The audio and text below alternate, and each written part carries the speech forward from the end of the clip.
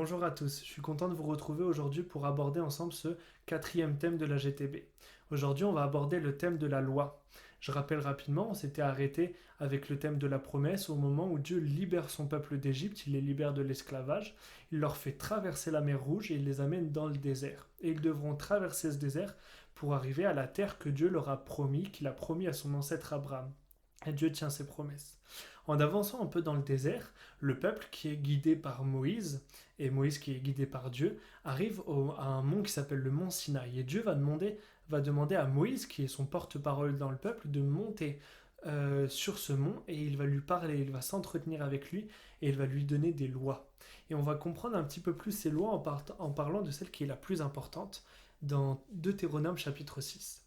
Donc, Dieu dira: Voici les commandements, les prescriptions et les règles que l'Éternel votre Dieu a ordonné de vous enseigner, afin que vous les mettiez en pratique dans le pays dont vous allez prendre possession, afin que tu craignes l'Éternel ton Dieu en respectant tous les jours de ta vie, toi ainsi que ton fils et ton petit-fils, toutes ces prescriptions et tous ces commandements que je te donne, et afin que tu vives longtemps. Tu les écouteras donc, Israël, et tu veilleras à les mettre en pratique afin d'être heureux et de devenir très nombreux, comme te l'a dit l'Éternel, le Dieu de tes ancêtres, en te promettant un pays où coule le lait et le miel.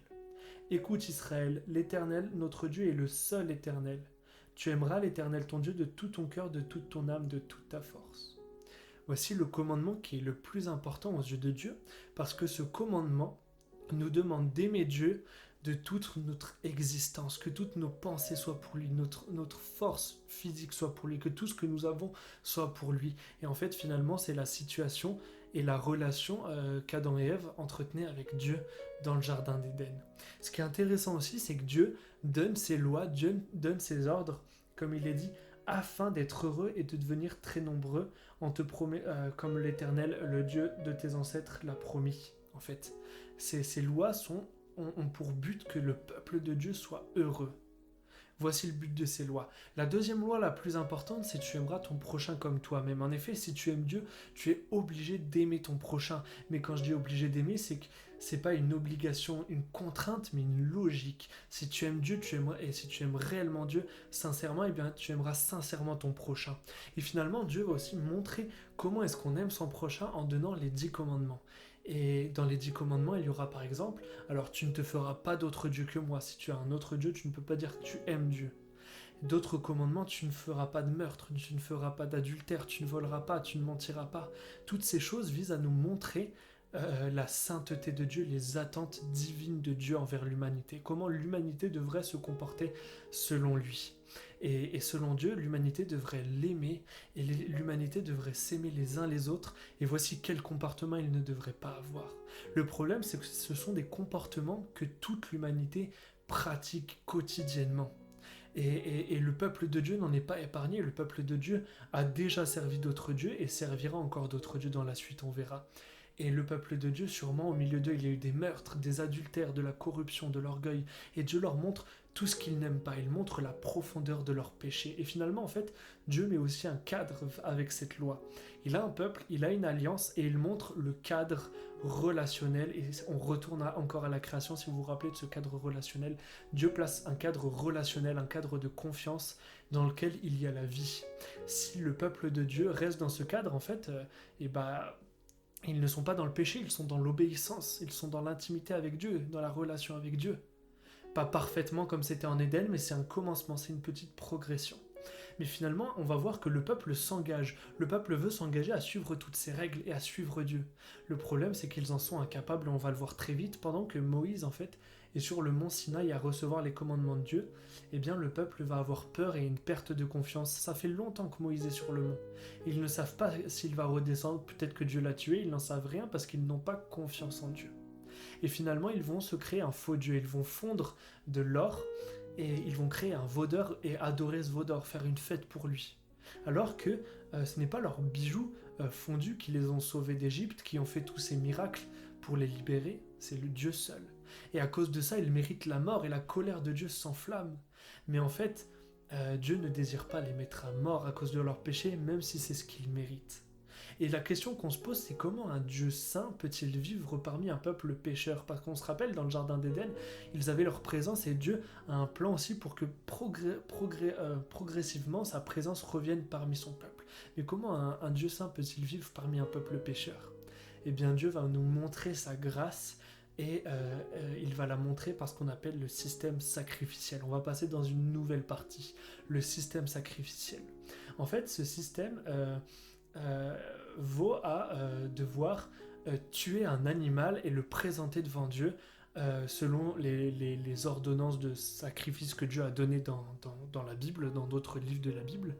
Et il va dire, bah tiens, pour tel péché ou telle chose, tel sacrifice sera à faire. En fait, ce que Dieu est en train de montrer, c'est que le peuple mérite la mort pour ses péchés, mais pour que le peuple évite cette mort, eh bien, ça serait un animal qui va la prendre à sa place. Vous vous rappelez, dans l'épisode précédent, on a parlé de l'agneau qui prend la mort des premiers-nés sur lui pour le peuple de Dieu. Eh bien, la révélation avance. Maintenant, pour le péché, Dieu va montrer qu'il est possible qu'il y ait un substitut au péché. Et en fait, on appelle ça la grâce. La grâce, c'est un cadeau immérité. Le peuple de Dieu s'est détourné de Dieu. Le peuple de Dieu pêche et désobéissant. Mais Dieu va leur faire un cadeau immérité de leur montrer ce système sacrificiel et voilà, d'accepter ces sacrifices d'animaux qui devront être sans défaut, afin que le peuple ne meure pas pour ses péchés. Mais pour que ce système sacrificiel soit complet, en fait, il faut que donc celui qui a péché donc voit la loi, il voit son péché, il se repent, il demande pardon et il ne veut plus recommencer son péché. Et pour ça, il va offrir ce sacrifice d'animal. Et en fait, en voyant ce sacrifice d'animal, il va voir ce que coûte son péché. Et finalement, c'est très pédagogique. En voyant qu'un animal est mort à sa place, et ben, ce membre du peuple, il va commencer peut-être à comprendre et à réfléchir, à voir que son action d'adultère, de meurtre, de mensonge ou de tout ce qui a déplu à Dieu, eh bien en fait a un coût. Et le coût, c'est la mort. Le coût du péché, comme on l'a dit, c'est la mort. Et Dieu ne peut pas juste dire c'est pardonné. Non, le péché mérite la mort et il va permettre que les animaux soient un substitut.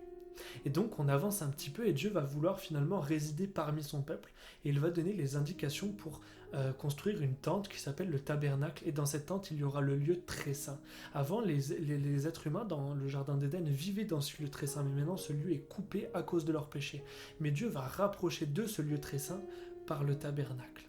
Et en fait finalement on avance un petit peu. Et donc Dieu va les sortir du désert et ils arriveront donc au bout de 40 ans sur la terre promise, la terre d'Israël. Et on avance encore et j'aimerais juste prendre encore un petit point. Sera créée finalement à un moment la ville de Jérusalem. Des rois régneront sur Israël parce que le peuple l'aura demandé. Et des rois que Dieu aura choisis et ces rois, David et donc son fils Salomon fera construire pour Dieu un temple qui remplacera le tabernacle et en fait on parlera de ce temple plus tard, c'est pour ça que je l'évoque maintenant, un temple où il y aura toujours ce lieu très saint, mais ce lieu dans lequel un seul prêtre, sacrificateur pourra rentrer une fois par an pour faire un sacrifice pour les péchés du peuple, mais pour l'instant ce lieu très saint est fermé. Et en fait, on va voir dans tout l'Ancien Testament que le peuple pêche. Le peuple ne cesse pas de pécher, de se détourner de Dieu dans des crimes très graves. Ils iront jusqu'à imiter les pratiques horribles des peuples voisins, que ce soit les dieux qu'ils imitent et les sacrifices d'enfants, des choses, tout un tas de choses qui sont horribles. Et Dieu va leur montrer sa patience. Il va toujours permettre que son peuple revienne à lui et se repente et demande pardon. Et si le peuple fait ça, eh bien Dieu ne les exterminera pas à cause de leurs péchés. Il leur permettra de revenir à lui. Et donc, voici le cycle. Dieu pardonne, le peuple pêche, une partie du peuple se repent, Dieu reprend le peuple avec lui. Et ainsi de suite. Et ça va durer et ça va montrer la patience de Dieu. Et Dieu va envoyer des prophètes pendant toute cette période pour parler au peuple. Ces prophètes vont avoir l'utilité de montrer encore au peuple leurs péchés, leur demander de changer d'attitude. Mais combien de prophètes seront tués parce qu'ils montreront l'attitude, ils vont montrer l'attitude mauvaise, pécheresse, et le peuple ne va pas aimer ça. Et les prophètes finalement seront les porte-paroles de Dieu. Ils vont aussi annoncer quelque chose de très particulier. C'est la troisième partie de cet épisode et la dernière, et on va parler de celui qu'on appelle le Messie. Les prophètes ont annoncé par tout un tas donc de prophéties, et je vais définir la prophétie. La prophétie, c'est une parole que Dieu donne à un humain, c'est une parole sur l'avenir, quelque chose qui n'est pas encore arrivé. Dieu le sait parce qu'il est omniscient, il sait tout. C'est une parole une parole sur l'avenir qu'il va annoncer à son peuple pour lui donner du courage et pour lui révéler des choses importantes justement qui vont se passer dans le futur. Et donc en fait il va parler de ce Messie, on va découvrir rapidement ensemble qui est ce Messie à travers des prophéties de la Bible. Le Messie en fait ça veut dire littéralement loin de Dieu, l'onction c'est l'huile qu'on fait couler sur quelqu'un pour le désigner roi. Ce Messie va être oint par Dieu, Dieu va le désigner comme un roi, et on va comprendre ça. On va comprendre qui est ce Messie en lisant finalement des prophéties. Et on a dans le livre d'Ésaïe, qui est un des prophètes, justement des prophéties sur ce Messie. On peut prendre chapitre 7, il dira... chapitre 7. Voilà pourquoi c'est le Seigneur lui-même qui vous donnera un signe. La Vierge sera enceinte et elle mettra au monde un fils et l'appellera Emmanuel. Il se nourrira de lait caillé et de miel jusqu'à ce qu'il sache rejeter le mal et choisir de bien. Cet enfant va naître d'une vierge et c'est un point très important. On a dit que la mort spirituelle ne pouvait pas donner la vie spirituelle. La relation sexuelle d'un homme et d'une femme qui sont morts spirituellement ne peuvent pas donner la vie spirituelle. Mais Dieu va donner à ce Messie la vie spirituelle en le faisant naître d'une vierge. Il ne sera pas souillé par le péché. C'est un miracle de naître d'une vierge et ce Messie va naître de manière miraculeuse. Et il sera appelé Emmanuel et Emmanuel veut dire Dieu avec nous.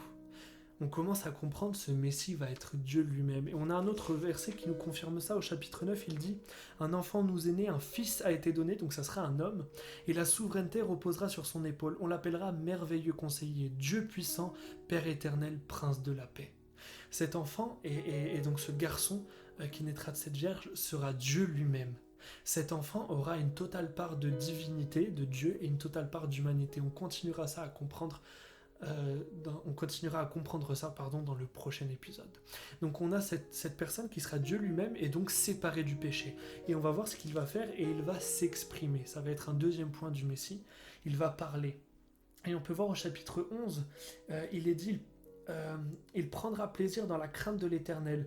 Il ne jugera pas sur l'apparence, n'adressera pas de reproches sur la base d'un oui-dire. Au contraire, il jugera les faibles avec justice et corrigera les malheureux de la terre avec droiture. Il frappera la terre par sa parole comme un coup de bâton et par le souffle de ses lèvres, il fera mourir le méchant. Il va parler et de sa bouche, il va montrer le péché de l'homme, comme l'ont fait les prophètes. Et comme Dieu l'a montré dans sa Bible, il va montrer à l'homme son péché et à quel point son péché mérite la mort. Il va faire aussi des choses très étonnantes, on peut voir au chapitre 35, il va opérer des miracles et des guérisons. On peut voir par exemple qu'il est écrit... voici votre fortifiez-vous et n'ayez pas peur. Voici votre Dieu.